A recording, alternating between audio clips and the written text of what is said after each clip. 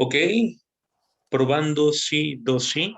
Bueno, pues estamos en vivo ya en esta segunda conferencia y pues darle la bienvenida a nuestro querido Andrés Gatica Catamelati. Gracias, Andrés, un honor que nos acompañes desde Alemania. Bueno, aquí nosotros desde México, igual a los invitados que nos acompañan desde otros países también. Bueno, pues nuestro oponente es candidato a doctor en filosofía por la Universidad de Heidelberg y por la Pontificia Universidad Católica de Chile. Desde 2016 ha sido beneficiario de diversas becas de investigación de la Comisión Nacional de Investigación Científica y Tecnológica de Chile y de la Agencia Nacional de Investigación y Desarrollo del mismo país y de la Vicerrectoría de Investigación de el mismo país. Ahora, el trabajo de investigación que tiene el doctor Andrés se ha enmarcado en la fenomenología del primer Heidegger y en la fenomenología de Husserl, y concretamente en los fenómenos de la negatividad y de la violencia, y en los problemas metódicos relativos a los fenómenos de intuición, de expresión, y entre sus principales trabajos cabe destacar los artículos, bueno, diversos sobre todo en la línea de ser y tiempo, y la filosofía como contramovimiento, y en el 2017 coeditó los libros Actualidad de la Fenomenología, Génesis, Historicidad y Alteridad, e Incursiones Fenomenológicas sobre el análisis intencional, la reducción y la angustia, y la filosofía en sus problemas actuales, lenguaje, razón y juego. Pues les dejo con mi querido Andrés con el tema ¿Cómo se forma un concepto ontológico fundamental? Heidegger y el trasfondo fenomenológico de la formación de conceptos en ser y tiempo. Todo tuyo el espacio, Andrés. Bueno, muchas gracias, Humberto. La verdad que um, te quiero dar las gracias a ti por la invitación, felicitarte por esta iniciativa que tiene un valor enorme, sobre todo en estos tiempos tan complejos, de intentar, digamos, formar diálogo y formar comunidad incluso en condiciones sumamente inhóspitas. Y quiero también agradecer a las personas que están participando. Es una lástima que parte de las limitaciones que enfrentamos en estas circunstancias es que más allá de que nos podamos ver y podamos ver nuestros rostros, la interacción es justamente lo que se pierde y es parte de las cosas más lindas y más interesantes que tiene justamente el trabajo académico en comunidad, ¿no? Entonces, bueno, lo que yo voy a hacer, digamos, es presentar este pequeño texto, digamos que es en el fondo es una modesta proposición de lectura para poder desentrañar un tema que de alguna manera no se le presta suficiente atención. Diría yo, hay excepciones notables, sí, sin duda en Alemania, hay algunas personas que han estado trabajando ya en esa dirección también, pero es, digamos, el proceso mismo en que Heidegger, digamos, el trasfondo concretamente metodológico que hay para acuñar conceptos ontológicos fundamentales. Entonces, como observación preliminar, digamos, yo tengo que decir que mi orientación en este tema es, es un posible modo de lectura, y eso quiere decir que deja otros modos de lado. El proceso de formación de conceptos, si lo miramos en su dimensión metodológica, digamos, operativa, es un proceso muy complejo que involucra una serie enorme de distinciones conceptuales que son, digamos, que hay que necesariamente abordar para poder dar cuenta de esa amplitud.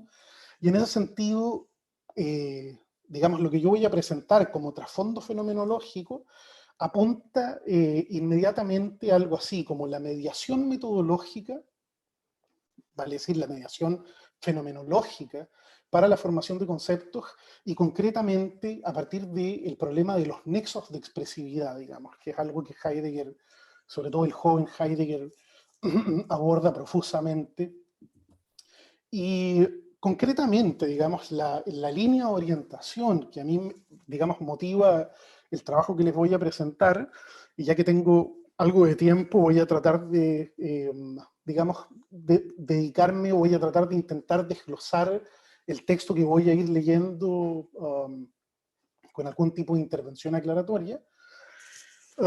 Apunta, digamos, en su esencia a dos preguntas. En primer lugar, ¿cuál es la relación de comprensividad que la filosofía establece con su base experiencial, ¿ya?, para la formación de conceptos?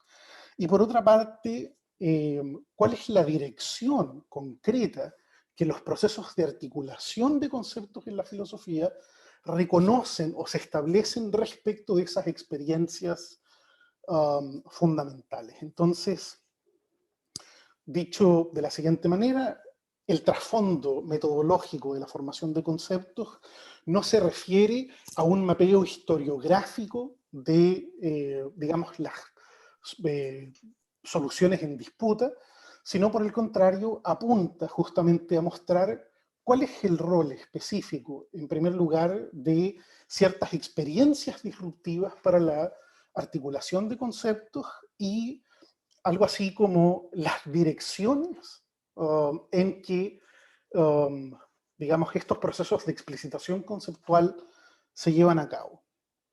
¿Ok? Entonces, eso sería más o menos como para ir orientando un poco el problema.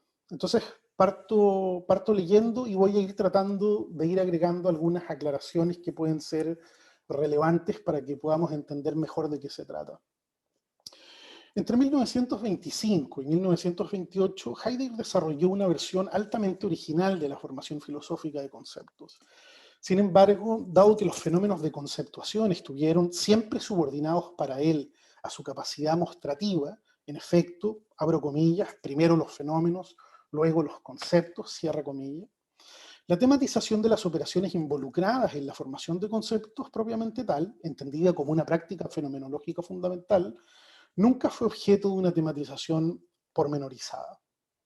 Aquí uno podría, digamos, esta frase, aclararla de la siguiente manera. Yo creo que, digamos, de una manera muy brutal y muy sintetizada, el problema de la formación de conceptos es algo que penetra, digamos, el trabajo de Heidegger desde muy temprano, y uno podría decir que la penetración del problema de la formación de conceptos, de la Begriffsbildung, digamos, proviene, por una parte, de una línea muy poderosa, digamos, neokantiana, y por otra parte, desde una vertiente evidentemente fenomenológica.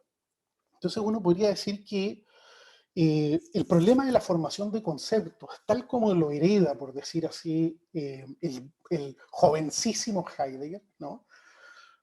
Es un problema que está siendo tratado, digamos, en el marco problemático de la teoría del conocimiento, sobre todo a partir del neocantismo de Baden, justamente desde una perspectiva que se podría llamar teleológica, en la medida en que intenta reconocer que el problema de la formación de conceptos es un problema es un problema que de alguna manera remite a intereses cognitivos, ¿no?, al interés cognitivo por la verdad concretamente.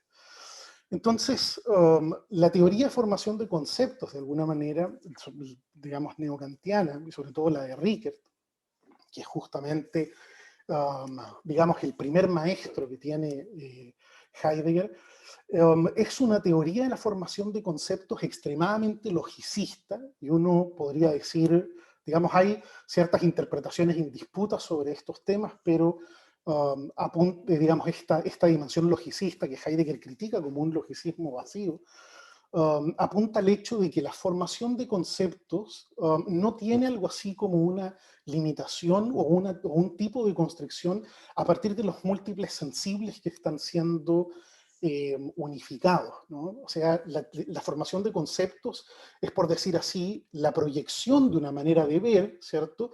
Una proyección unitaria, por decir así, sobre un múltiple sensible, que no tiene una limitación, por decir así, empírica, ¿no?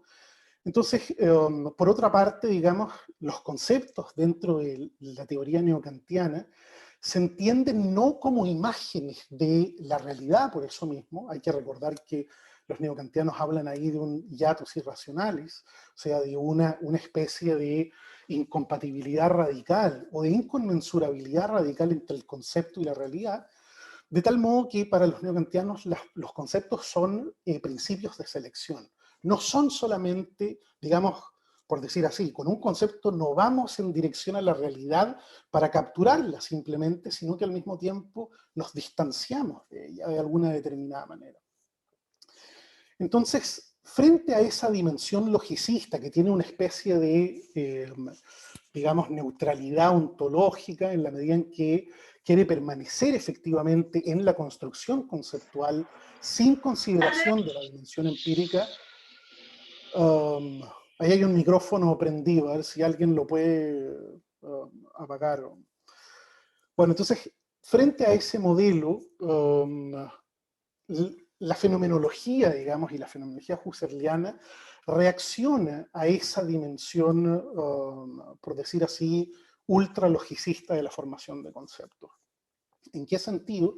En que para la fenomenología el centro de la atención, vale decir, el centro nuclear de todos los procesos cognitivos, por decir así, se forman en la intuición dadora. Y para la fenomenología, digamos, los modos de impresión son de una riqueza enorme. No solamente apuntan, digamos, a la intuición, por decir así, a la percepción empírica, digamos, de cosas o de objetos espaciales, sino que es un concepto muy amplio, ¿no? Que apunta también a las experiencias, a las experiencias del mundo, es decir, el mundo también cae, digamos, dentro del espectro de la intuitividad, y justamente uno de los movimientos fundamentales de la fenomenología en relación al problema de la formación de conceptos y de la conceptualidad en general es este intento maravilloso de intentar reconducir, digamos, la conceptualidad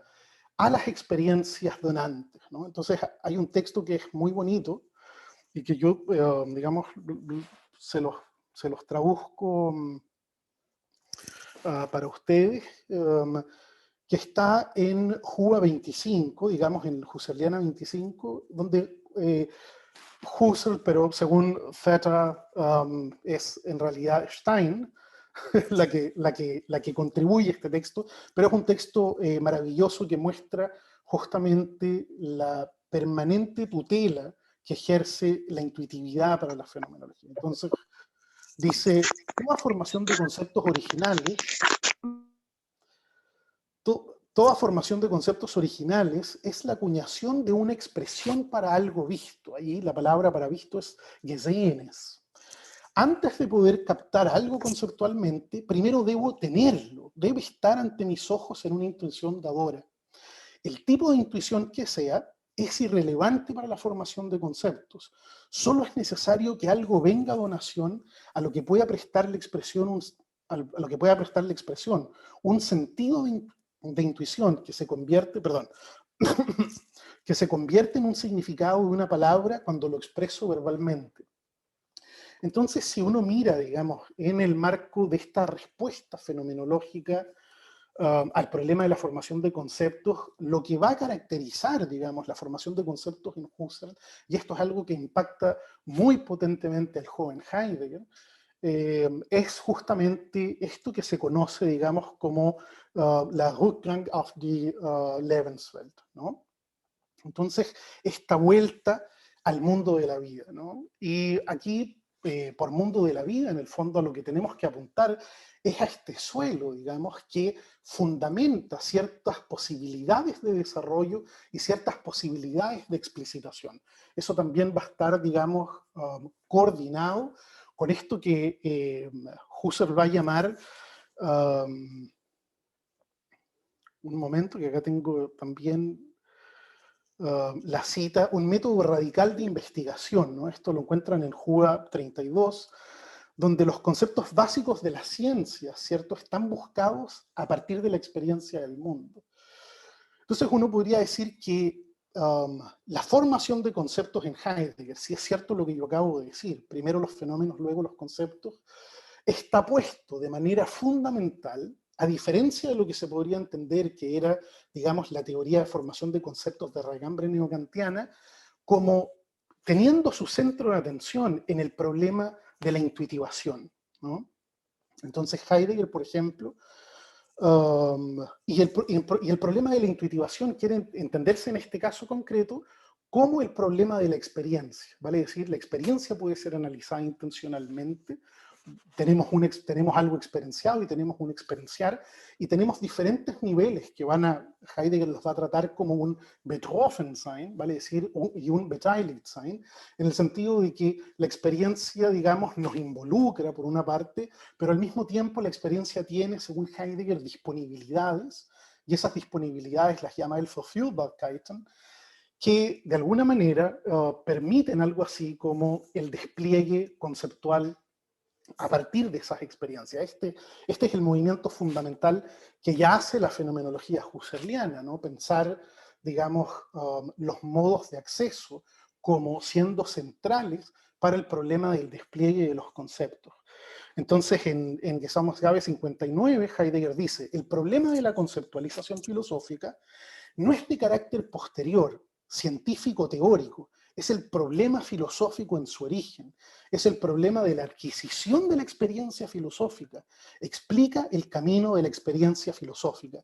Y eso se ve confirmado, digamos, en una carta que escribe Heidegger a Rickert, a su maestro, digamos, neocantiano, del 27 de enero de 1920, donde dice que la pregunta, digamos, de la formación de conceptos de carácter fenomenológico lo conduce, ¿cierto? O conduce al problema de la relación entre intuición y expresión, ¿no? Entonces, el centro del problema de la formación de conceptos para Heidegger, a pesar de que a nosotros se nos ha, digamos, esta idea muy extendida de que Heidegger es el gran crítico de la intuitividad, Heidegger es efectivamente el gran crítico, por decir así, de la primacía de la percepción para pensar las posibilidades de los análisis intencionales con los que desarrollaremos algo así como una conceptualización de la correlación. Pero los fenómenos de intuitivación son fenómenos centrales, ¿no? Absolutamente centrales. Entonces Heidegger, por ejemplo, hay otro texto muy bonito acá, que lo voy a buscar, que pertenece a Gesamtgabe 58, y Heidegger dice ahí lo siguiente: el paso decisivo que ha dado a la fenomenología contemporánea es reconocer que la filosofía es conocimiento y que por ende su nexo expresivo, sus conceptos, precisan una acreditación intuitiva. De ese modo se señala de forma concreta al problema del cumplimiento de una formación de conceptos, ¿no?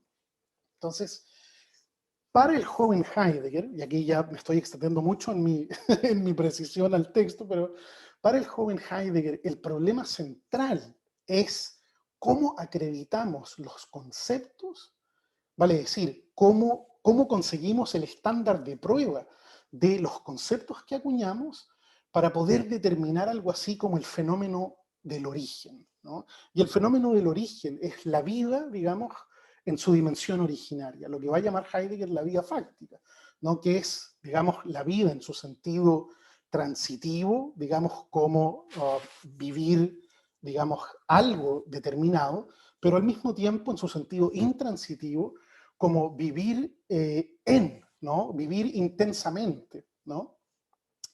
Entonces, eso es lo que Heidegger va a llamar en Gesamtgabe 61 la Folgeeinheit de este fenómeno, ¿no? La unidad de sucesión, que es algo que a Heidegger le interesa muchísimo retener, vale decir, las tendencias intransitivas y las tendencias transitivas de la vida.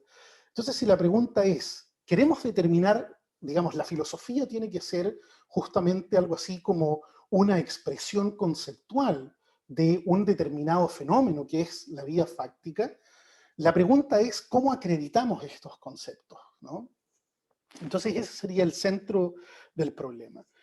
Entonces, en este ensayo, y aquí continúo con la lectura, en este ensayo distinguiremos en primer lugar tres momentos del análisis intencional que desembocan en los procesos de conceptualización de ser y tiempo, remitiéndonos para ello algunos niveles, tendencias y direcciones que ofrecen sustento a la tarea de una formación fenomenológica de conceptos. Entonces, hablamos por una parte de niveles en la formación de conceptos, ¿ya? Y en este caso vamos a hablar de niveles esencialmente de un nivel prepredicativo y un nivel predicativo, pero también vamos a hablar de tendencias, y aquí por tendencias vamos a entender específicamente algo muy cercano o tratando de acercarlo al rudimento conceptual que ya aparece, digamos, en Husserl y que afecta profundamente la primera formación fenomenológica de Heidegger, porque Heidegger, como ustedes comprenderán, se alimenta del trabajo de su maestro, que en ese momento se vive efectivamente como un Sinn Philosophein y por lo tanto como un trabajo mancomunado, digamos, donde ambos trabajaban conjuntamente. Entonces, y es por estas tendencias vamos a entender en primer lugar sentidos de predelineación o determinadas predelineaciones que tienen ciertas, se manifiestan de una manera constructiva o de una manera, digamos, más marcadamente genética, ahí donde justamente lo que se está tratando de mostrar es algo así como la preforma, para decirlo de alguna manera, de la conceptualización, de una conceptualización que es explícita, y al mismo tiempo, algo que a mí me parece fundamental para poder entender justamente la asimilación del problema genético en Heidegger, que es el problema de las direcciones en las que se sigue, ¿cierto? Digamos, estas tendencias y, por lo tanto, el tránsito entre niveles, ¿ok? Entonces, en segundo lugar, distinguiremos aproximadamente 10 operaciones categoriales de carácter, sin embargo, meramente operativo, en la formación de conceptos propiamente tal, para mostrar que en el caso de la filosofía, la formación de conceptos tiene un núcleo marcadamente negativo, que era lo que estaba tratando de decir al principio, de carácter transformador contramoviente. Ahora, podría ser desaconsejable entrar en este punto si es que digamos, las personas que están participando en esta presentación no tienen de alguna manera un conocimiento más profundo sobre ser y tiempo, pero creo que, digamos, esa expectativa pedagógica que quizás no se pueda alcanzar y no se pueda cumplir, puede ser contrapesada por decir así, el carácter de novedad, para decirlo, digamos, de manera un poco extraña también, que pueda tener esta problematización. Entonces, lo que voy a tratar de mostrar es que hay ciertas operaciones en ser y tiempo que son operativas, ¿vale? Es decir, que no están siendo destacadas explícitamente y que participan en los procesos de acuñación conceptual. Entonces, en primera instancia, podemos decir que los procesos de conceptuación y de formación de conceptos dependen para Heidegger casi enteramente del reconocimiento de dos niveles de análisis que dan forma al movimiento repitente y repercutiente de la formación de conceptos. Recuérdese que el concepto de Zurückschlagen en Ser y Tiempo es importantísimo en la medida en que los procesos de explicitación no son solamente procesos que, por decir así, explicitan positivamente o articulan positivamente, sino que también hay determinadas transformaciones. El sentido se va transformando con el proceso interpretativo, ¿no? Entonces, por una parte, el nivel prepredicativo, ligado al estrato del proyecto primario o de lo que se llama la precomprensión del ser, vale decir el estrato de comprensión que proyecta un horizonte de sentido como aquello desde lo cual articular posibilidades significativas para las diversas regiones de ser, y por otra parte, el nivel de despliegue y desarrollo en que lo predelineado y articulable en la precomprensión pasa en primer lugar a explicitación en la interpretación y posteriormente, si se trata de un comportamiento temático explícito, a la esfera propiamente predicativa. De esta manera, la conceptualidad encalla en primer lugar en el plano de la preestructuración del sentido, vale decir, en el plano de la articulación prepredicativa de un horizonte de comprensibilidad. Ligada a la preestructuración del sentido, la conceptualidad es una preconceptualidad, es un Vorgriff. Más que un concepto lingüístico propiamente tal, se trata de una manera de ver puesta en juego desde la esfera prepredicativa. Entonces, en ese sentido, lo que se llama la estructura de prioridad de la comprensión va a estar estructurada justamente, ¿cierto?, por este Vorgriff, que es esta preconceptualidad, por este Vorsicht, que es esta dirección de la mirada anticipativa, y al mismo tiempo por un Vorhaben. Si uno revisa, es muy curioso porque si uno revisa la historia de estos conceptos en el desarrollo, digamos, conceptual de Heidegger, uno se da cuenta que tanto el Vorgriff como el Vorhaben remiten justamente al problema de las experiencias, ¿no?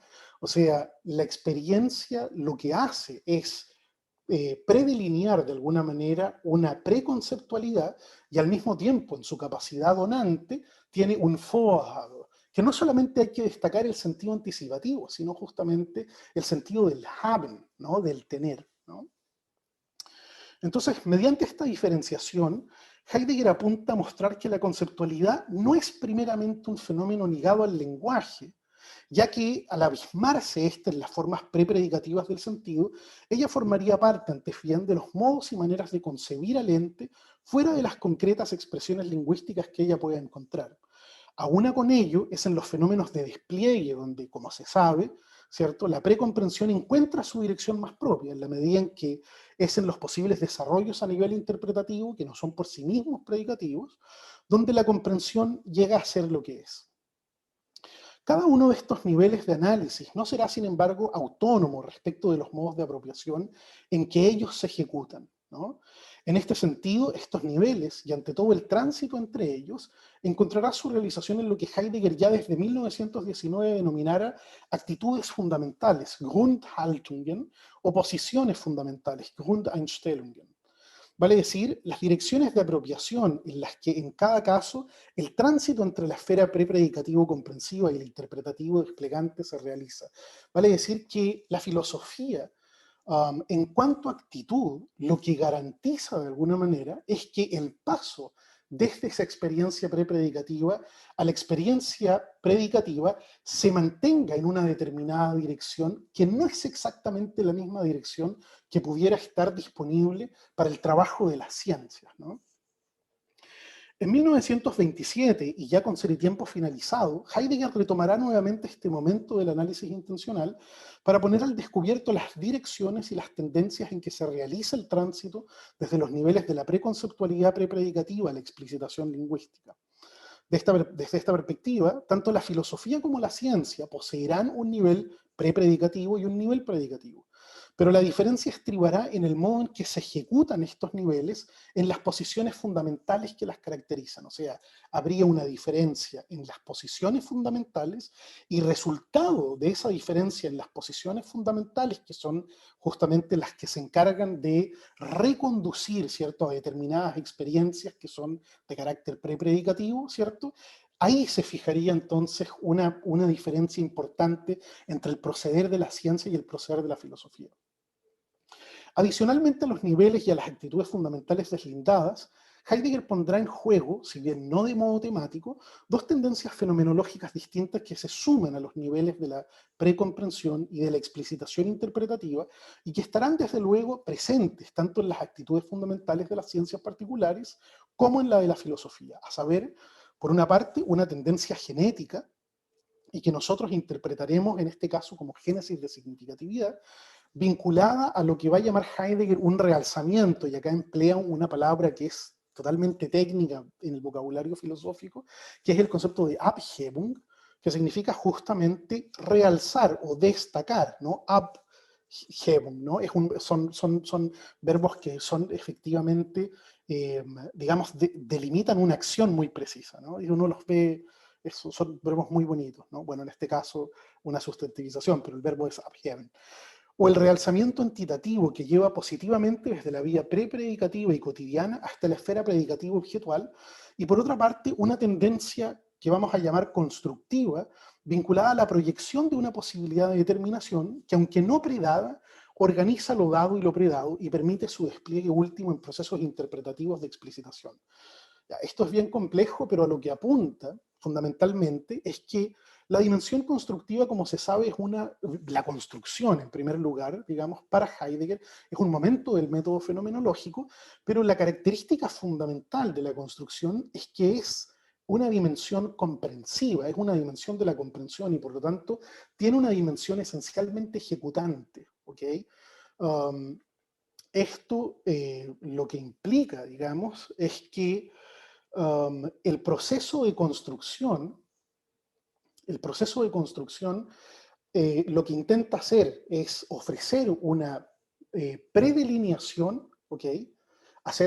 Ofrecer una predelineación en el marco de la comprensión de algo que puede ser explicitado. El concepto de construcción hereda en ese sentido fuertemente también el concepto de indicación formal. Lamentablemente yo el concepto de indicación formal en la presentación que estoy haciendo ahora y que ya veo vamos avanzados en 35 minutos y todavía no llego ni siquiera a la página 3, pero bueno, el concepto de indicación formal es importante aquí entender la correlación que hay entre esa dimensión constructiva, en la medida en que el concepto de indicación formal justamente es un indicar que predelinea, neutralizando lo que para el joven Heidegger, digamos, interpreta como el predominio del sentido de contenido, ¿no? Como ustedes saben, yo sé que Humberto me ha hablado de que ustedes todos tienen ya una especie de manejo de Heidegger y eso facilita un poco las cosas, pero como ustedes saben, Heidegger cuando plantea el problema digamos, de la ciencia originaria o el problema de la vida fáctica, lo que intenta hacer es analizar a la vida en tanto que fenómeno. Y el análisis de la vida en tanto que fenómeno implica algo así como pensar a la vida como una totalidad de sentido, ¿no? Esa totalidad de sentido, para decirlo de la siguiente manera, tiene que, para poder ser tematizada, digamos, en su sentido esencialmente ejecutivo, que es uno de los momentos específicos que concretan esta totalidad, tiene de alguna manera que neutralizar una cierta tendencia que es propia de la vida, no solamente a una especie de supresión del cómo, sino a interpretarse a partir de los contenidos, ¿no? Entonces, puesto ante el problema, digamos, de una tematización de la vida fáctica, vale decir, de la vida originaria, de la vida originándose en su propia dimensión de origen, vale decir, en su espontaneidad, en la dimensión ejecutiva, lo que va a llamar Heidegger el sentido de ejecución de esa totalidad que es la vida fáctica. Entonces, lo que tiene que hacer de alguna manera es neutralizar, ¿cierto?, ese predominio de los contenidos. Y eso es específicamente lo que hace la indicación formal, ¿no? La indicación formal es, en ese sentido, la apuesta conceptual para poder determinar la vida fáctica en su dimensión originaria, ¿no? ¿Por qué? Porque la indicación formal lo que hace, de alguna manera, es neutralizar el sentido de contenido y abre paso para un tipo de conceptualización que es capaz de retener el momento de máxima espontaneidad, que curiosamente, y esto es algo que de Lara ha mostrado muy bien, Francisco de Lara, ese momento de espontaneidad es también una dimensión intransitiva de la vida, ¿no? Entonces, el concepto de construcción, que es justamente en contraposición al momento reductivo, que es un momento, por decir así, de giro negativo desde el ente hacia el ser, en la construcción hay lo que llama Heidegger una Hinführung, y eso sería, digamos, un dirigirse explícitamente y positivo, en el sentido de que lo que hace es proyectar justamente un ámbito de posibilidad, ¿no? Entonces, estas claves son importantes, a mi modo de ver, para poder abrirnos paso justamente en los entresijos más complejos de dirimir en el problema de la formación de conceptos. Entonces, para poner esto en perspectiva de acreditación, consideremos el tránsito y la génesis de significación que lleva desde el aparecer de un ente en la vida práctico-cotidiana a la vida teorético-científica. Tomemos, por ejemplo, el tránsito que conduce desde el río como lugar cotidiano de aprovisionamiento y cuya mostración está particularmente atravesada por una motivación práctica derivada del Wohnwillen, y esto es de alguna manera un problema enorme, pero el mundo es un espacio de manifestación para los gentes, ¿no? Y eso es como el punto clave. Por lo tanto, la referencia última de la estructura de la significatividad, siendo justamente el Wohnwillen, tiene que también penetrar de alguna manera ese tipo de demostración. Hay grandes discusiones sobre este tema, sobre el lugar de la naturaleza específicamente en Ser y Tiempo, pero me parece que permite mostrar justamente una dimensión genética de la formación de conceptos en la ciencia que está presente en Ser y Tiempo y que me parece que es extremadamente sugerente, específicamente como oposición justamente a la dimensión más marcadamente constructiva de la ciencia. Entonces, tomemos, por ejemplo, entonces, repito, el tránsito que conduce desde el río como lugar cotidiano de aprovisionamiento y que conduce al río, como Heidegger lo llama, lugar soterráneo, ¿cierto? Para desembocar finalmente en el río en tanto que afluente natural o artificial de agua, que es objeto de la hidrología. La formación de conceptos de las ciencias particulares se caracterizará, según Heidegger, por el hecho de que tanto la delimitación de la región de ser a la que ésta se aboca, como la fijación de los conceptos fundamentales que la despliegan, se realizan en lo que éste llamará la dirección de la experiencia e interpretación precientífica, esto es Ser y Tiempo. En 1927, en la hasta ahora primera parte de la inédita Phänomenologie und Theologie, Heidegger sostiene de manera más enfática que la formación de conceptos no solo se realiza desde una experiencia que por sí mismo podría ser aún teórico-objetual, sino más radicalmente, tal como hemos adelantado, desde lo que él llamará la dirección de la actitud natural cotidiana. Y eso es textual, eso lo encuentran ustedes en Gesamthausgabe 80.1, que lamentablemente todavía no está traducido al español, pero creo que Ángel Solocozzi está haciendo una traducción, si bien entiendo, y lo encuentran en la página 196. La actitud natural cotidiana corresponde a la peculiar Grundeinstellung, a la, digamos, actitud fundamental, en la que inmediatamente y regularmente se mueven los procesos de despliegue interpretativo en la cotidianidad media y que se expresan en lo que toca a su dirección, por un lado en lo que denominaremos la autosupresión de la dimensión ontológica, y esta la podemos obviamente relacionar con el fenómeno de la Durchschnittlichkeit, ¿no? Que es un marco justamente que apunta justamente al carácter autosupresivo de esta vida, pero también al fenómeno de la Einebnung, que es el fenómeno de la nivelación. Y por otro, en la reducción de los quiebres, empecinamientos, malfuncionamientos o desajustes en los que el ente intramundano se da a las formas peculiares de articulación que la cotidianidad misma ofrece. De esta manera, la transformación que se opera entre los niveles de génesis de significatividad, en el caso de las ciencias particulares, se marca mediante una primera articulación del campo temático como un campo objetivo que surge al hilo de un énfasis o de un realzamiento, Abhebung, en lo que se muestra, vale decir, en un énfasis o realzamiento del contenido de una experiencia perceptiva residual del trato práctico. Para realizar este tránsito realzante que lleva desde el río como lugar de aprovisionamiento al río como afluente, las ciencias deben paralelamente y en la misma dirección del realzamiento proyectar lo que Heidegger denomina una constitución de ser, una posibilidad de determinación noóntica que permita tomar, greifen, unitariamente al objeto y ordenar a priori la multiplicidad de manifestaciones posibles que le pertenecen a dicha región del ente. Concretamente, y para seguir con nuestro ejemplo, abrir la posibilidad de la determinación matemática tanto de la ocurrencia, la distribución, las propiedades químicas y la mecánica misma del afluente. Solo bajo esta proyección, sostiene Heidegger, abro comillas, nos salen al encuentro hechos de la naturaleza como hechos de la naturaleza. El momento relativo a la tendencia constructiva de las ciencias, por tratarse de un momento proyectivo, corresponderá de esta manera a un movimiento progresivo de proyección orientado no ya meramente a sacar a luz al ente el primer realzamiento genético de la cotidianidad, sino que estará dirigido a la primera fijación de los conceptos fundamentales, al hilo de lo que así se muestra desde este progresivo realzamiento genético. Lo que Heidegger llamará entonces un concepto fundamental, ¿no? Los Grundbegriffe, será en este sentido un artejo, vale decir una articulación entre el mundo de la comprensión precientífica y la interpretación científica, pero al mismo tiempo un artejo desde la esfera prepredicativa a la esfera de la conceptualización explícita.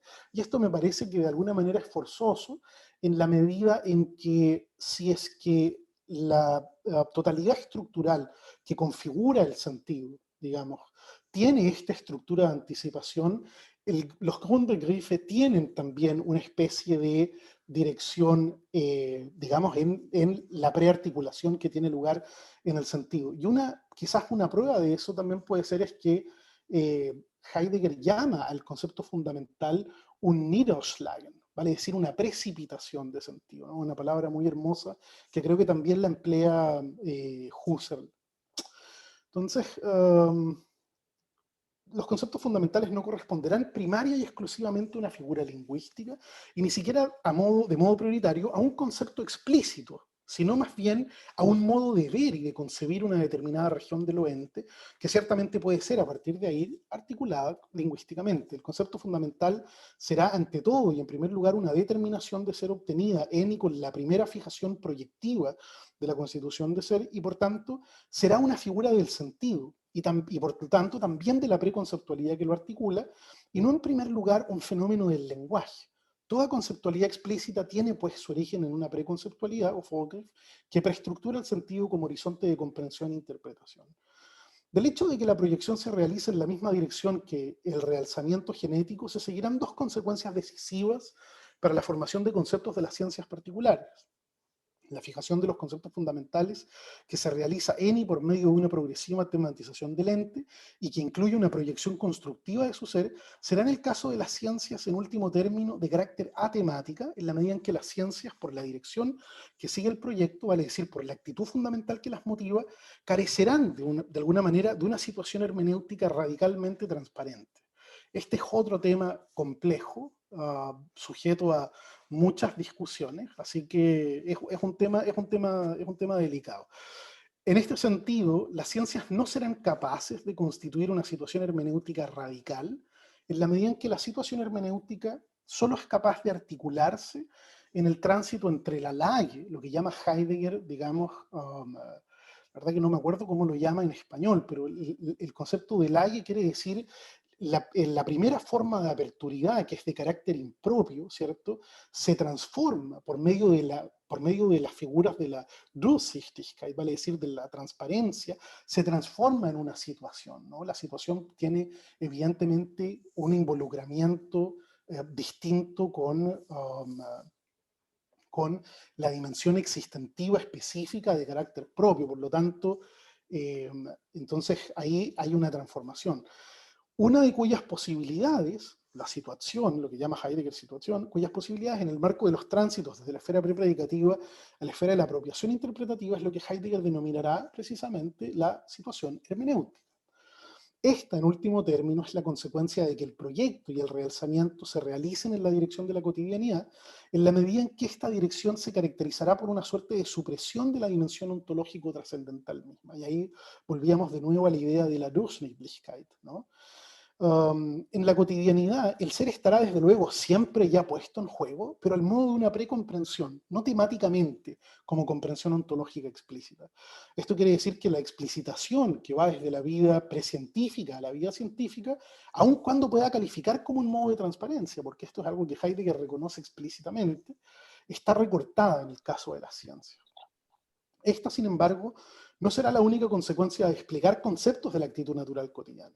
No es únicamente que el tránsito desde la preconceptualidad del sentido a las formas de apropiación interpretativa sea, tal como sostiene Heidegger, atemático y por ello incapaz de iluminar radicalmente la situación hermenéutica de la propia formación de conceptos, sino que aún con ello esto implicará un recorte fundamental al proyecto constructivo de la ciencia. Y aquí hay un tema que es extremadamente interesante, porque la disputa que tiene Heidegger con las ciencias particulares, no es meramente una disputa que se pueda inscribir, um, digamos, en el marco de, vale decir, la filosofía se orienta a una determinada totalidad, las ciencias particulares hacen estallar esa totalidad y por lo tanto quedan en una especie de derivación. La disputa que tiene Heidegger con las ciencias es una disputa también ontológica, en un sentido muy fuerte, y concretamente, digamos, una disputa ontológica que remite a la prioridad del Dasein y que remite justamente a la prioridad de los existenciales para pensar algo así como las derivaciones categoriales propias de la ciencia. La consecuencia definitiva para las ciencias particulares de preservar el estilo de la cotidianidad es que la construcción como proyección explícita retendrá la tendencia genética del realzamiento cotidiano en la medida en que el concepto fundamental cruzará y atravesará el plano de las primeras modificaciones respecto del trato práctico al plano de la tematización objetivante y será fijado conceptualmente como proyección constructiva. Y de esto se sigue justamente el problema, ¿no? Y el problema está en que las ciencias trabajan ya con algo así como una conformación, una Sachgebietsausformung, que ya tiene un carácter derivado respecto de algo que puede ser reconducido más originariamente en otra o dirección, evidentemente, y es justamente una dirección que apunta a ontologizar también sobre todo el marco temático de la ciencia. De este modo, entonces, la inconstancia a lo largo de las temporadas, la súbita obstrucción de un trecho del río, su engrosamiento acelerado producto de una lluvia intensa, nos acercan el realzamiento del río, ya sea en una dirección que conserve el sello de la praxis, por ejemplo, desobstrucción, liberación del trecho, o bien en una que sea progresivamente objetualizante, con la peculiaridad de que si se da esta objetivación, al mismo tiempo la proyección regresará sobre lo así realzado, fijándolo más firmemente en conceptos fundamentales que ya están marcados por ese proceso de derivación de un proceso genético de explicitación en conceptos temáticos tales como causalidad, movimiento, espacio, tiempo, etc. Pero el punto está en que ese despliegue de conceptos, a pesar de que hay un rendimiento ontológico en los conceptos fundamentales al mismo tiempo, es, por decir así, ciego, ¿no? Se mueve ciegamente. No es capaz de tener una experiencia del ser, para decirlo de manera problemática, para poder plantear justamente la pregunta por la originalidad de esos conceptos. Y aquí volvemos entonces al problema que abrió, digamos, mi presentación. Eh, el problema era justamente lo que yo decía, el problema fundamental para la filosofía del joven Heidegger es cómo hacemos para que en la inserción en el lenguaje natural, ¿no? La inserción en nuestros lenguajes culturales que están, digamos, marcados por una serie de proyecciones y construcciones que no son de carácter fenomenológico, ¿cómo hacemos para, digamos, girarlos a esa dimensión del origen?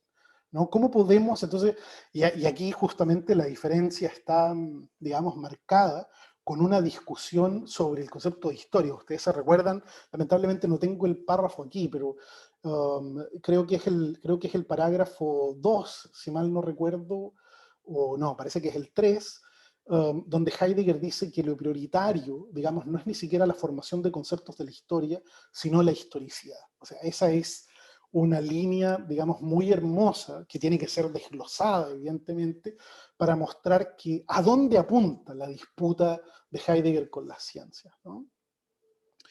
Entonces, con ello, en todo momento, por más feroz que sea la obstrucción, o por más intenso que sea el empecinamiento de la región de ser específica que se trate, el proyecto de objetivación nacido en parte de las adecuaciones y adaptaciones que impone el trato práctico operativo, nunca llevará a la aparición de una estructura ontológica en la medida en que el proyecto mismo no abandonará en ningún momento lo que hemos denominado esta tendencia autosupresiva del comportamiento cotidiano, que es a su vez la tendencia productiva que le permite articular a la ciencia un hecho natural.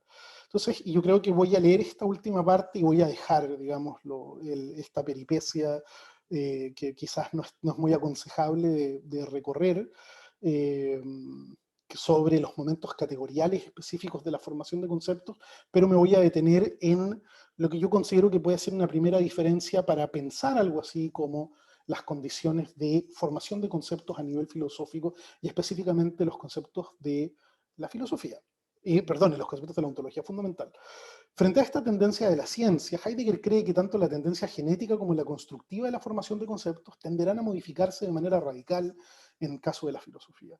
La modificación fundamental que tiene aquí lugar proviene no solo de la consabida diferencia ontológica, sino sobre todo de la posición que a consecuencia de esto ocupa la filosofía en relación a las ciencias, y la orientación y la dirección misma que las tendencias fundamentales de la formación de conceptos asumen en cada caso.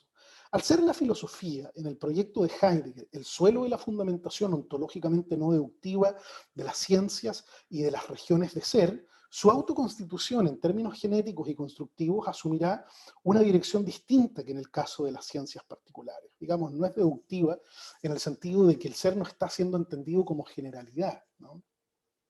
La primera modificación de la tendencia que comprobamos no provendrá únicamente de la propuesta de un objeto temático alternativo, digamos el ser en vez del ente, sino de una reconsideración del propio campo temático de las ciencias y la formación de hechos científicos.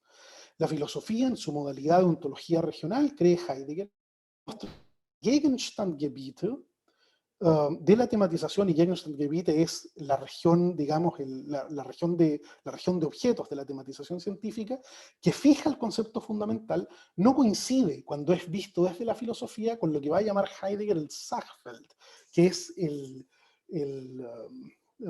campo de cosas auténtico que la ciencia misma quiere tematizar, ¿no? Y esto está sobre todo en Gesamtausgabe 20, de hecho en la primera página se introduce esta diferencia. Esta disonancia entre el Sachfeld y la Gegenstandsgebiete que introduce Heidegger es el reverso de la fundamentación ontológica de las ciencias en la ontología, y es una disputa que la filosofía asume no solo en el plano de la fundamentación, sino en el plano de los objetos, cuando opera desde una tematización explícita del concepto fundamental y desde un transparentamiento radical de la situación hermenéutica. A diferencia de lo que ocurre en las ciencias, en el proceso de formación de conceptos de la filosofía, la tendencia genética y la constructiva se viven como tendencias interrumpidas y modificadas. Esto evidentemente no solo en lo que toca a la reflexión que hace la filosofía de la originalidad de las ciencias y de su campo de objetos, sino ya de la propia formación de conceptos que ella intenta desplegar. Para la filosofía no hay una predonación del ser al modo de un campo temático que articulemos prescientíficamente y que por medio de una construcción positiva saquemos a luz.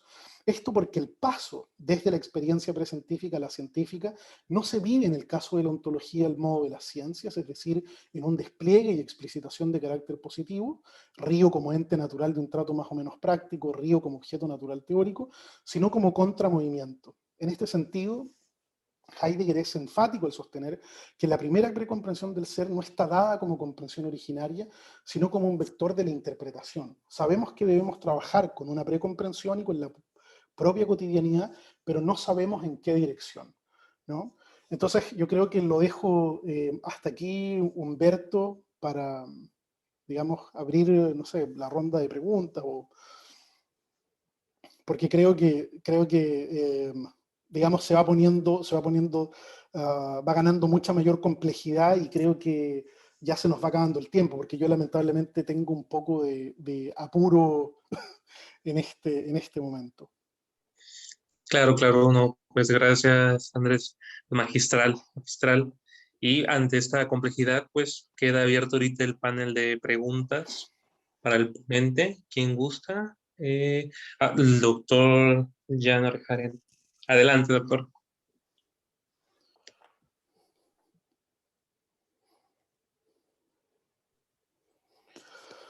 Buenas, buenos días todavía. Sí, buenos días Hola, Jan, ¿cómo a estás? todos. Y una felicitación, Andrés, por tu excelente conferencia, sobre todo porque es bastante estimulante, al menos para mí, poder escuchar una presentación tanto con la claridad como con la precisión conceptual que has desarrollado en un tema que, como todos sabemos, no es precisamente fácil. Yo quiero preguntarte algo, entendiendo que, como todos sabemos, Heidegger en estos años de productividad filosófica febril está tan interesado en llevar a cabo un tipo de interpretación omnicomprensiva del fenómeno de la vida y de su relación en general con la filosofía, que prácticamente Heidegger parece que cambia, por decirlo así, de modelo filosófico casi que cada 3 años, es decir, casi que cada cierto tiempo ya Heidegger ha renovado su nueva visión filosófica y por lo tanto hay como una cierta complejidad aquí al momento de captar justamente la estructura unitaria de los problemas que aquí se están desarrollando. Pero yo quiero preguntarte en ese sentido, en esa captación, por la relación que habría entre el problema de la construcción de conceptos ontológicos fundamentales con justamente el problema de la construcción como paso metódico del método fenomenológico, tal cual como por ejemplo está esbozado en el volumen 24 de la Gesamtausgabe. Y quiero preguntarte esto, principalmente porque posterior al paso de Heidegger a Marburgo, de Friburgo a Marburgo, Heidegger empieza a operar como con una manera de hacer filosofía y que tiene que ver principalmente con la interpretación de la tradición filosófica. Son estos grandes años en Marburgo en donde desarrolla interpretaciones de Descartes, desarrolla todo lo que tiene que ver con su aproximación a Aristóteles y luego su aproximación a Kant. Y también, ¿por qué no?, una interpretación que él hace en relación con Husserl. Y como bien tú señalaste en tu presentación, justamente este tema de lo dado y de lo predado se conecta finalmente con el tema de la construcción fenomenológica, que es un momento omnicomprensivo, por decirlo así, de la interpretación fenomenológica. A mí en ese sentido me surge una pregunta y tiene que ver con el hecho de que generalmente los modelos de aproximación que la literatura especializada hace de la relación que Heidegger tiene con la tradición filosófica tratan de ajustar una idea, y es que Heidegger se apropia productivamente de los autores de la tradición, como diciendo, él lee a Aristóteles o a Kant de una forma y saca conceptos que luego él opera con ellos.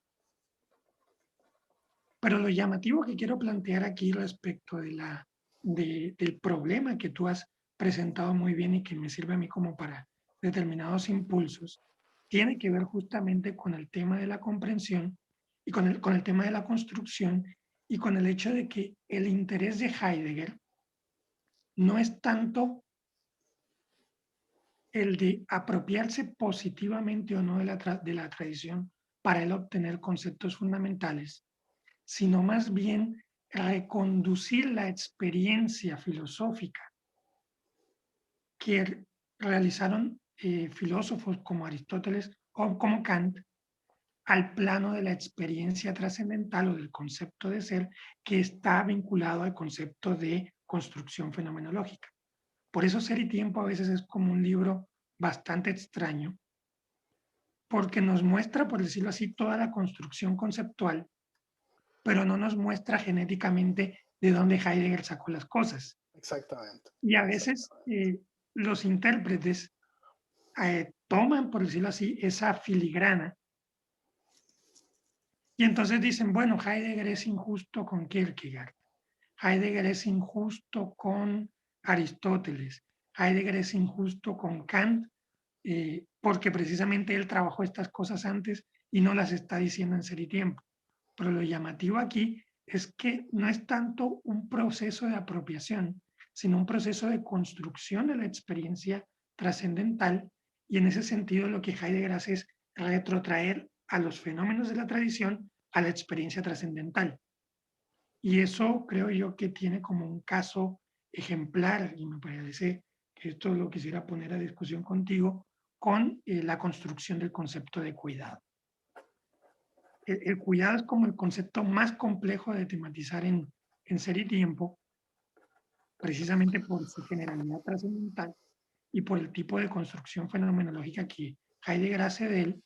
Y Heidegger lo que hace es decir conceptos como el de voluntad o del de intencionalidad o de deseo no pueden de alguna manera como conceptos particulares que se rigen bajo la experiencia trascendental del fenómeno del cuidado, darnos una idea de él. Es decir, la voluntad, el deseo o la intencionalidad no son capaces de contener la dimensión trascendental del concepto de cuidado. Pero en sus cursos lo que vemos es precisamente todo el movimiento contrario.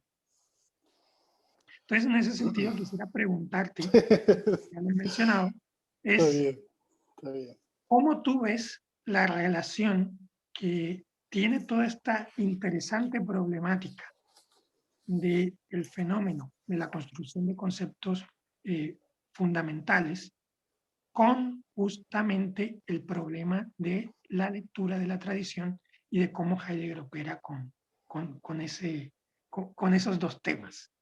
Sí, yo creo que lo que me formulas, Jan, es extraordinario y es un giro, es un giro sobre lo que estoy planteando yo mismo. Así que no creo ser capaz de poder atender a todos los momentos de tu intervención, que de verdad encuentro pero, muy apropiada. Pero lo que podría decir sobre este tema, digamos, sobre todo sobre la relación entre construcción y predonación, ¿no? Que me parece que también tiende a centralizar justamente, tiende a centralizar el problema respecto de lo predado, incluso atendiendo a la experiencia fundamental que da origen en determinadas experiencias filosóficas a determinados problemas. Y creo que efectivamente lo que tú planteas, digamos, muy bien, como esta modificación febril, yo tengo la misma representación, digamos, porque Heidegger efectivamente está permanentemente fracasando, digamos. Roberto Rubio tiene bueno, en su misma tesis doctoral, tiene un texto que se llama El fracaso productivo, ¿no? La figura del fracaso productivo es la figura de Heidegger, digamos. O sea, es la figura de Heidegger no solamente en Ser y Tiempo, sino es la figura de estos años donde justamente el problema de la construcción juega un rol absolutamente fundamental. Si por construcción nosotros lo que estamos entendiendo es específicamente lo que va a llamar Heidegger el Grundakt, ¿ya?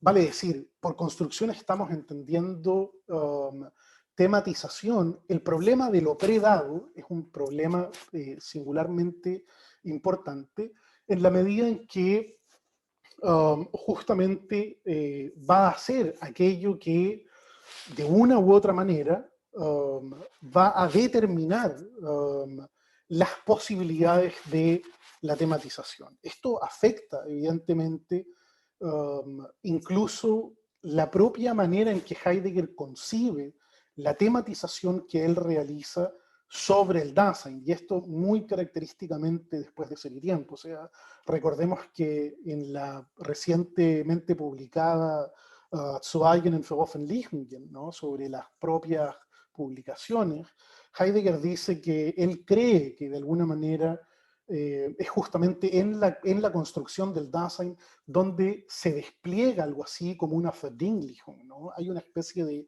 cosificación, ¿no? Entonces, la pregunta de alguna manera es, ¿cómo nos situamos en un plano constructivo respecto de lo predado, de tal manera de poder ser efectivamente fieles al fenómeno que queremos construir? Porque hay que recordar que la construcción es un fenómeno que apunta evidentemente a una Freilegung, y por lo tanto es un fenómeno manifestativo. Y por otra parte, ¿cómo podemos congeniar la tendencia transformativa de carácter esencialmente performativo que está en el concepto de construcción? Y eso se ve de manera muy clara justamente después de Ser y Tiempo. Efectivamente, la relación que tiene Heidegger con la tradición es una relación que, bueno, él mismo lo dice, es una relación de violencia, ¿no? La cuestión es que en este caso la violencia interpretativa que es propia de la construcción es una violencia que según Heidegger se asienta en las cosas mismas. Entonces, la relación que Heidegger tiene con, digamos, la tradición filosófica es una relación de, esencialmente, de un intento de subordinar, digamos, el problema de la tradición a la observancia de las experiencias fundamentales, ¿no? Yo en ese sentido, mi interpretación personal sobre el problema de la construcción es leerlo justamente como, más que interpretación personal, quiero decir, aquí está en juego de alguna manera algo que Diego siempre solía decir, ¿no? Acá está la cuestión de quiénes somos como filósofos para decidir una determinada filosofía que nos hable, ¿no? En el tema de la construcción, eso se ve, digamos, muy potentemente en la medida en que somos capaces de decidir, por una parte, o bien enfatizar una tendencia fenomenológica, ahí donde la construcción es justamente una proyección aperturizante, o una tendencia hermenéutica, ¿no? Como tú muy bien sabes, este problema de la construcción ha sido objeto de disputa, digamos, entre tradiciones que tienden justamente a asentar el carácter libre de la proyección y de la construcción versus aquellos que tratan de enfatizar el carácter desocultante de la proyección. A mí lo que me interesa específicamente, digamos, para conectarlo un poco con lo que tú estás diciendo sobre las fuentes, digamos, es justamente el concepto de experiencia fundamental. O sea, la proyección, en primer lugar, como construcción, en su versión constructiva, en su versión, vale decir, como acto fundamental de la tematización. Como acto fundamental de la tematización, lo que tiene que hacer es ayudar, de alguna manera, a introducir lo que llama Heidegger un Vorgabe, una predonación, ¿cierto?, en un Vorhabe, que es el Vorhabe, digamos, estructural de la situación hermenéutica, para, digamos, que la conceptualización se despliegue siempre atendiendo a una experiencia fundamental. Entonces, aquí justamente el motivo, por decir así, olvidado de lo que estamos discutiendo es el problema de la destrucción, ¿no? No es solamente el problema de la construcción en ese caso, sino justamente el problema de la destrucción. Y en el fondo lo que apunta justamente el problema de la destrucción es descubrir aquellas experiencias fundamentales desde donde es posible, digamos, asentar la construcción. Porque la construcción en Ser y Tiempo, yo tengo, y esta es una disputa, digamos, yo diría, a ver, lo pongo como disputa porque tiene mucha historia, ¿no? O sea, es una disputa que tiene que ver con el corazón hermenéutico o fenomenológico, por decir así, de Ser y Tiempo. Entonces, a mi modo de ver, el gran peso de la construcción está por una parte en su relación con lo predado, pero por otra parte en una modificación respecto a lo predado, de tal manera que lo que hace es, digamos, la construcción es al mismo tiempo introducir algo así como un contramovimiento. La palabra contramovimiento, a pesar de que yo la empleo en este contexto, no aparece en Ser y Tiempo, sino que la palabra que aparece en Ser y Tiempo es Gegenzug. Y ese Gegenzug es esencial, digamos, a la tendencia constructiva, en la medida en que la construcción tiene un rendimiento fenomenológico. Y respecto de la cuestión del cuidado, la verdad es que no puedo estar más de acuerdo contigo. O sea, y pasa algo que es muy curioso, ¿no? Que esto es lo que uno podría decir que hasta cierto punto, bueno, no sé, los filósofos tienen sus espacios de indecencia, por decir así, y de indecencia no en el sentido moral, sino en el sentido de lo que tenemos que ocultar, ¿no? Y uno podría decir que, claro, pues ahí el cuidado, digamos, es donde más vemos algo cruento que quiere ser permanentemente ocultado y que no quiere ser llevado a visión, y que quizás sería justamente la dimensión intencional de, digamos, el rol que juega la intencionalidad en los procesos constructivos y específicamente en el concepto de cuidado, porque como sabemos hay digamos, el concepto de cuidado es un concepto que quiere justamente caracterizar el carácter anticipativo, esencialmente anticipativo de la estructura de ser del Dasein, pero al mismo tiempo el mantenerse en las posibilidades. Y esa disputa que se introduce, digamos, ¿no?, para poder configurar el fenómeno del cuidado, tiene que estar siempre puesta en relación con el problema de la intencionalidad. Entonces, en ese sentido, la construcción tiene, por una parte, que partir de la intencionalidad. O sea, esa es, para mí, una de mis conclusiones. Es problemática, está sujeta a discusión, evidentemente. Hay muchos autores que tienen una interpretación más bien deflacionaria sobre el rol de la intencionalidad para configurar, digamos, los procesos constructivos, porque los procesos constructivos, como decía, son procesos que apuntan a una predelineación, ¿no? Y el punto está justamente en entender que la predelineación se sigue debiendo a algo. La predelineación no nace por una ocurrencia del filósofo. Y esto era como un poco el centro de lo que me interesaba justamente remarcar, que es que los conceptos ontológicos fundamentales, Heidegger dice que los conceptos ontológicos fundamentales son conceptos feos, ¿no? Él dice, están permanentemente marcados por esta Unschönheit, y tienen esta Ungefüge, dice Heidegger, que es esta especie de no, de, ¿cómo se dice? Por Dios, el Ungefüge es algo que no tiene, que pareciera que no tiene vínculo. La vinculación está haciendo ahí está chirriando, por decir así. Y justamente la dimensión del concepto filosófico, o el centro de esa dimensión del concepto filosófico, está justamente en el hecho de que la construcción de ese concepto filosófico se apoya en determinados espacios donde el suelo de la construcción ya deja de ser un suelo que desde una perspectiva, por decir así, normativa, tuviera todavía una configuración de sentido en la dirección positiva, para decirlo así, de la cotidianidad. Por eso que yo decía en un principio que, y de verdad, y de nuevo te agradezco la pregunta, digamos, maravillosa para poder formularlo, es que en el planteamiento de la filosofía y en la dimensión constructiva hay una pregunta por la relación de comprensividad. ¿Qué es lo que está comprendiendo? Vale decir, ¿qué es lo que la filosofía está explicitando ahí donde forma un concepto? Vale decir, ¿qué es lo que explicita al momento de construir un concepto? Yo creo, Jan, que de nuevo te agradezco un montón la pregunta. No sé si pude responder, digamos, como se hubiera esperado, pero eso sería lo que te Perfectamente, podría decir por perfectamente. ahora. Muchísimas gracias y muchísimas gracias a los organizadores por darnos la oportunidad de tener este interesante diálogo. Gracias, Jan, y un placer verte. Así que muchas Gracias. gracias por venir también y por estar. Tenemos, antes de darle paso a alguien aquí de la sala, formularon dos preguntas en la transmisión en vivo de Ana Clarice Rodríguez Costa. Las leo.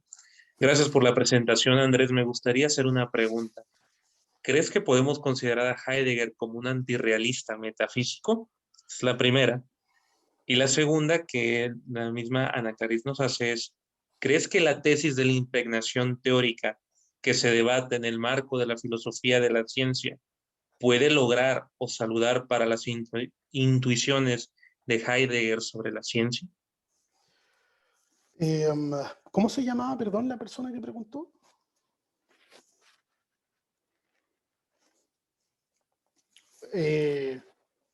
Humberto, ¿cómo se llamaba la persona que preguntó? Ana Clarice. Ok, Ana Clarice, pucha, la verdad es que no te podría responder, digamos, me declaro incompetente en muchos de estos conceptos que pusiste ahora, que sacaste a colación, y creo no entender exactamente lo mismo cuando hablas de impregnación teórica. No sé exactamente qué referencia podría tener en Heidegger, aparte, digamos, de los procesos de desmundanización asociados a la teoría, pero Heidegger, digamos, no es un antiteórico de por sí, ¿no? hay que entender eso. O sea, el acto de tematización es también un acto teórico. Los actos de objetivación son actos de objetivación. Heidegger habla en Ser y Tiempo de Vergegenständlichung, ¿no? Entonces, eso por una parte. Luego, antirrealista, metafísico, bueno, la verdad es que antirrealista, hay un antirrealismo en Heidegger que, como se sabe, esto es una, a ver, yo creo que la recepción de Heidegger ha sido una recepción que uno podría decir es una recepción muy injusta con los propios, es una recepción muy larga, con muchos años de recepción de importantísima factura, y es injusta porque, digamos, la situación en la que estamos viviendo hoy en día hace que perdamos de vista todo lo que se ha hecho. O sea, hoy día, digámoslo de la siguiente manera, un paper que cite textos del año 40 no es un buen paper para los estándares de hoy día. Y en el caso de Heidegger es tremendamente importante en la medida en que es un debate, sobre todo el antirrealismo de Heidegger es un debate que tiene su antigüedad. O sea, piensa tú que, y cuando digo antirrealista me refiero ante todo a aquellos que defienden una posición marcadamente trascendental para Ser y Tiempo, una interpretación realista trascendental que tiene evidentemente un suelo difícil de contradecir. Ahora, piensa tú, por ejemplo, en la primera recepción que hace Brelaye, que es curioso porque lo que hoy día denominamos como interpretación trascendentalista de Ser y Tiempo, vale decir, una interpretación antirrealista de Ser y Tiempo, es una interpretación que se podría decir, de segunda ola. Hay primero una primera ola de interpretaciones trascendentalistas, que es la interpretación de los primeros discípulos pues se podría decir discípulos, pero es bien difícil, digamos, las primeras personas que están trabajando con Heidegger y que están tratando de buscar la afiliación con el proyecto fenomenológico de Husserl, ¿no? Piensa tú en Becker, piensa en el propio Landgrave, ¿no? Que en su fallida habilitación intenta justamente dar cuenta de la continuidad, digamos, entre Heidegger y Husserl, apelando a esa dimensión trascendental. Ahora bien, dicho eso, si lees, por ejemplo, a Tobias Keiling, él ha hecho un trabajo absolutamente maravilloso para mostrar justamente los límites de esta lectura y sobre todo en Ser y Tiempo. Hay preguntas que, digamos, pueden tener algún tipo de rendimiento realista, no sin embargo, si estamos, es que es muy curioso, no sin embargo si estamos entendiendo por realismo aquello que, digamos, permanece aislado de cualquier modo de acceso de carácter subjetivo, ¿no? Si eso se entiende, digamos, por realismo, en ese caso no podría haber realismo en Ser y Tiempo, creo, pero hay fenómenos límites dentro de la configuración de, digamos, de los repertorios categoriales y de las mismas ontologías que está tratando de desarrollar Heidegger y que apuntan, digamos, a una especie de tendencia realista. Por ejemplo, cuando Heidegger habla de una Abhängigkeit, vale decir, de la independencia de los entes respecto de la comprensión del ser, ¿no? ¿Qué estatuto tiene esa independencia? Uno podría decir que, visto desde esta perspectiva, hay una respuesta en Heidegger a eso, sobre todo antes del giro, ¿no? Así que te agradezco la pregunta, pero la verdad es que no sé si puedo responderla en el registro que tú quieres que la responda, porque seguramente esto tiene otro contexto, pero te agradezco de todas maneras la pregunta. Así que gracias. Claro. Bueno, pues dejamos espacio nada más para 2 intervenciones más para concluir. ¿Alguien más tiene alguna pregunta, intervención con el ponente? Adelante, Ricardo. Bueno, muchísimas gracias a Andrés, la verdad que muy sugerente todos los planteamientos, como ya se ha dicho, son muchísimo, muy densos, por decirlo así, y suponen pues evidentemente el conocimiento no solamente de Heidegger, sino de muchas de los horizontes husserlianos, fenomenológicos, neocantianos, aristotélicos que están implicados acá. Y bueno, pues, insisto, ¿no? Muchísimas gracias. Yo me quedé un poco con algunas dudas que no sé si se pudieran despejar.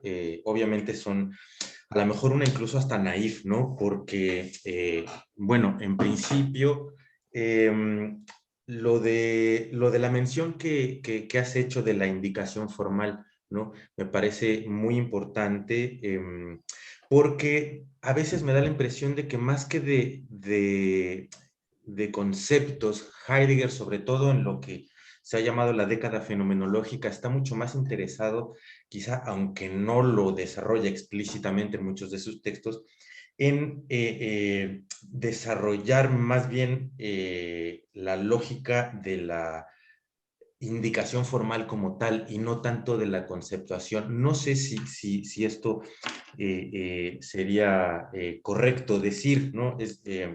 A lo que voy es que estos conceptos fundamentales, ontológicos, quizá terminan siendo justamente como tú lo planteabas, pues más indicadores que ya no priorizan los contenidos, como muy bien has señalado, y que no sé si Heidegger poco a poco va abandonando precisamente como el término concepto como tal, quizá por los resabios metafísicos que esto implica, no lo sé, no es insisto, una duda, y en ese sentido no sé si valga entonces todavía la pena hablar en términos de concepto cuando se está uno refiriendo a la filosofía de Heidegger, sobre todo, y esto ya para finalizar esta breve intervención, porque evidentemente que, por decirlo así, en un sentido muy tradicional, los conceptos se van construyendo, ¿no?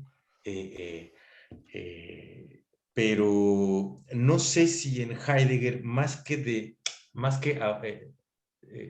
tengamos que hablar quizá más de una destrucción que de una construcción, como tú has subrayado, es decir, estos momentos de su propio método fenomenológico hermenéutico culminan justamente con el Abau, ¿no? Con esta especie de punto culminante de la filosofía. En lo que se trata, de alguna manera, es precisamente de destruir, de ejercer cierta violencia de cara a la tradición, como tú mismo lo señalabas, ¿no?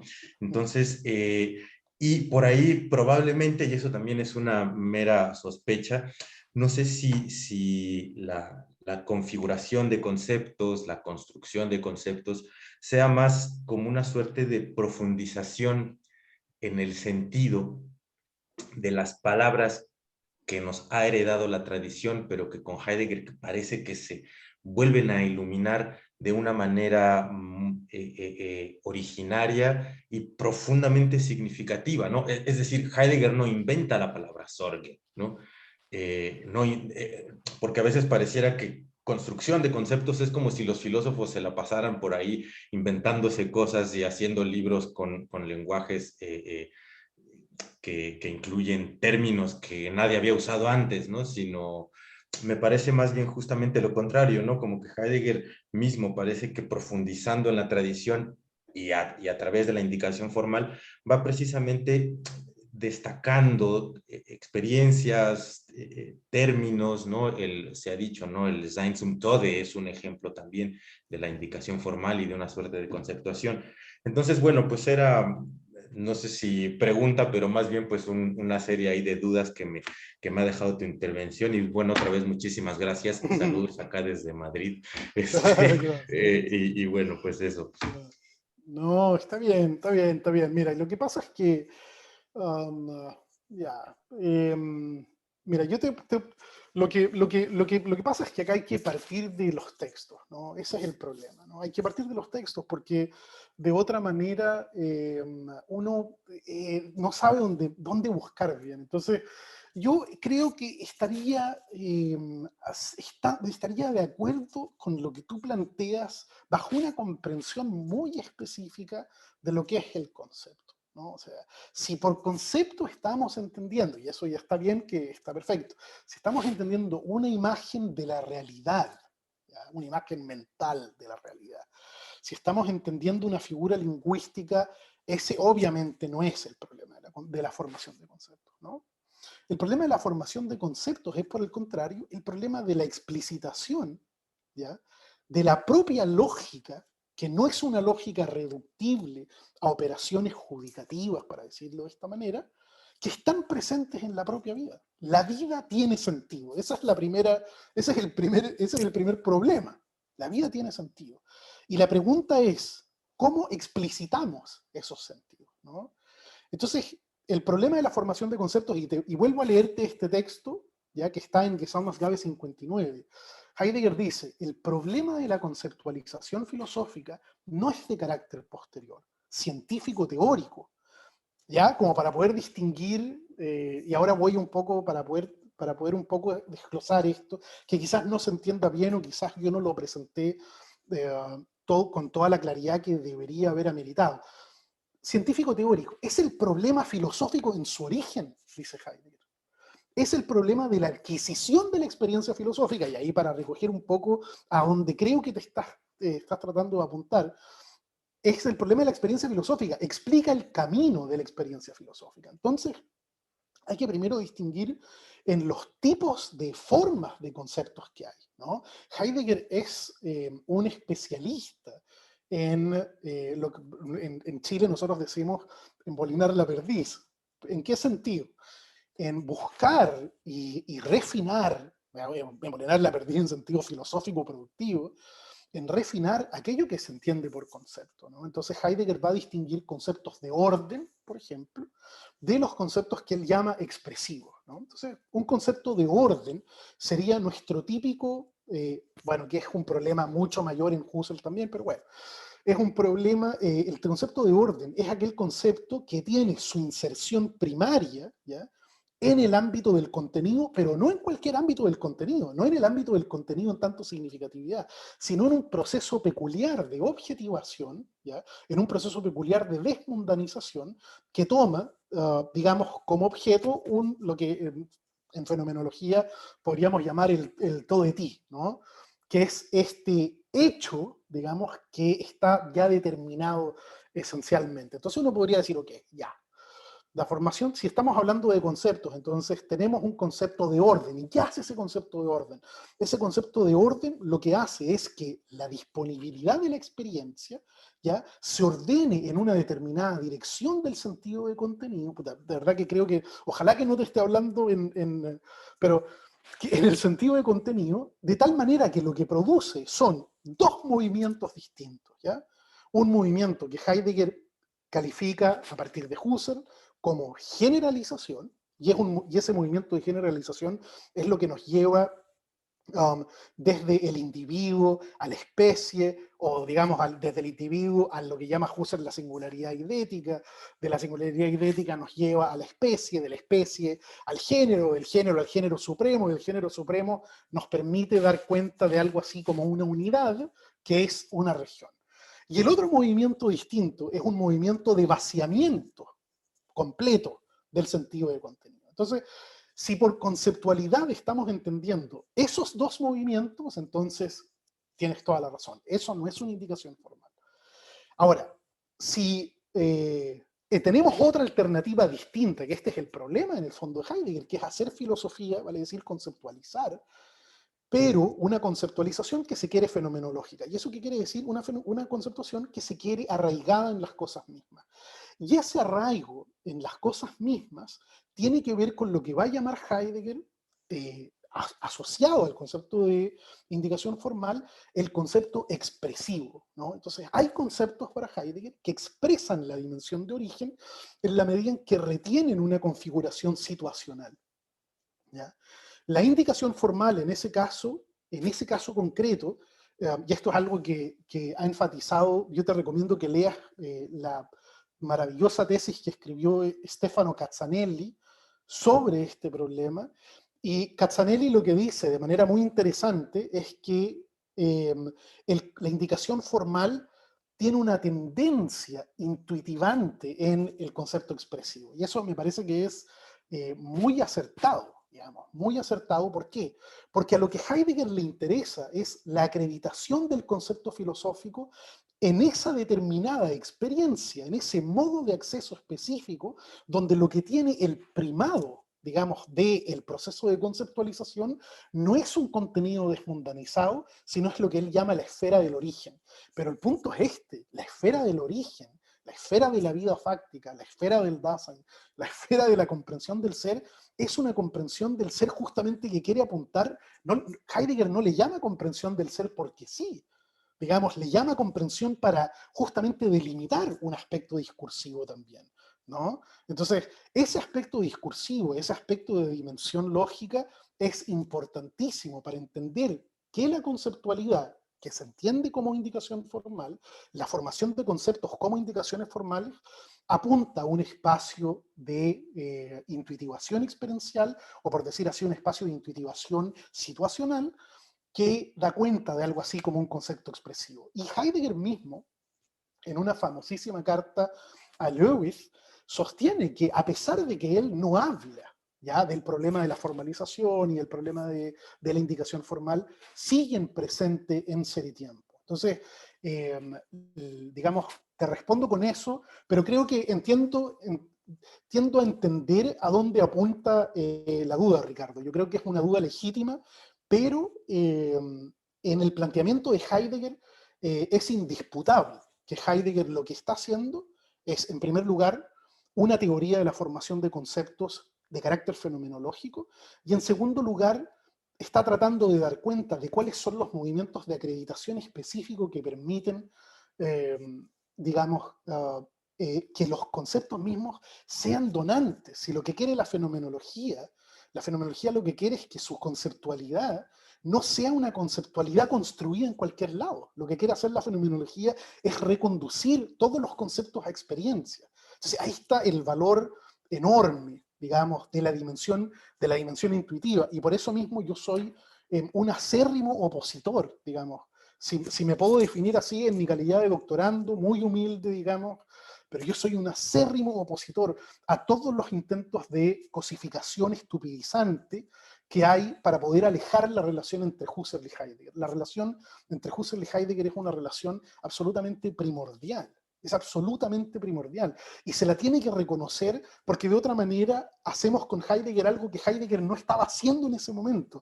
Lo que hacemos es retroatraemos o retroproyectamos una imagen de un Heidegger, digamos, orientado a otros problemas, cuando no estaba en ese momento, sobre todo en el concepto de indicación formal, orientado a ese tipo de asuntos. O sea, hay formación de conceptos porque piensa tú que son los problemas que él está viendo, ¿no?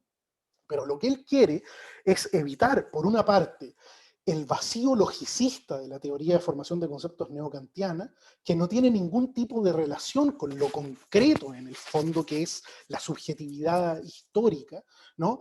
Pero por otra parte quiere evitar también en lo que él considera muy positivo de la fenomenología, que es su reconducción a la dimensión de la intuición, quiere digamos, contener el riesgo enorme de hacer que todo el análisis intencional que se puede desplegar fenomenológicamente tome como centro de atención fenómenos expresivos que para él tienen un carácter derivado, precisamente orientándose a la conceptualización.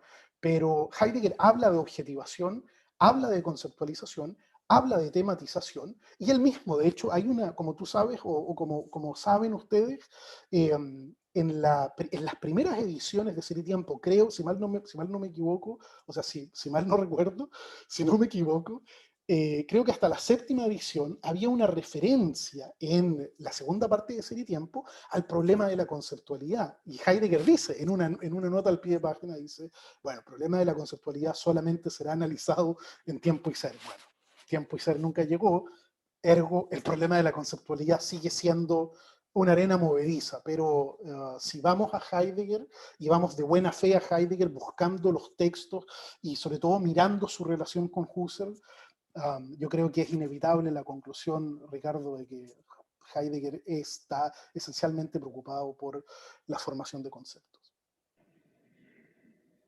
Muy bien. Bueno, pues muchas gracias, Ricardo, por tu participación muy amena. Vamos a cerrar con esto que nos escribió Jovita González, que dice: lo maravilloso de la interpretación es cómo la concebimos hoy. El fracaso es intentar construir lo de ayer con lo de hoy. Lo ontológico es el avance que se da. Sí, nos hace ese comentario Jovita. Genial. Sí. Bueno, pues mi querido Andrés, a todos los asistentes, a quienes nos están viendo en Facebook Live, pues muchas gracias, Andrés, esta es tu casa. Esperamos que no sea la última vez y pues ya sabes que aquí tienes todo nuestro apoyo en los proyectos que se vienen y pues ahí estamos en contacto. Genial. Saludo aquí desde México, fraternal a todos y a ti hasta Alemania, querido Andrés. Gracias, Humberto. Les agradezco a todas las personas que participaron. La verdad que ha sido un placer enorme y cuenten conmigo, pero desde ya, para todo lo que venga en general, Humberto. Y te felicito, como te dije hace un rato, pero muy efusivamente por lo que estás haciendo. Configurar comunidad en filosofía es algo que es absolutamente prioritario y fundamental.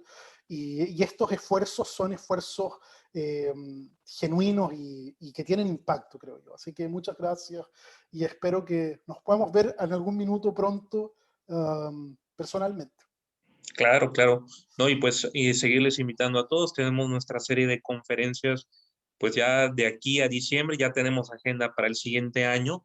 Recuerden nuestra temática en Sabiduría, Atrévete a Pensar, es filosofía, psicología y teología. Este mes, después del doctor Andrés, pues nos va a también acompañar el doctor Ángel Xolocotzi. Para los que seguimos siendo heideggerianos de corazón, pues ahí va a estar igual otro especialista en el tema de Heidegger. Sí, y también va a estar el doctor Ignacio Queponce en noviembre, que es un husserliano de corazón. Así que, pues, seguimos trabajando para ustedes. Muchas gracias, saludos a todos. Vamos a subir la conferencia a YouTube para que todos accedan a ella. Muchas gracias. Adiós, que estén muy bien. Saludos, Andrés, un abrazote. Chao, chao.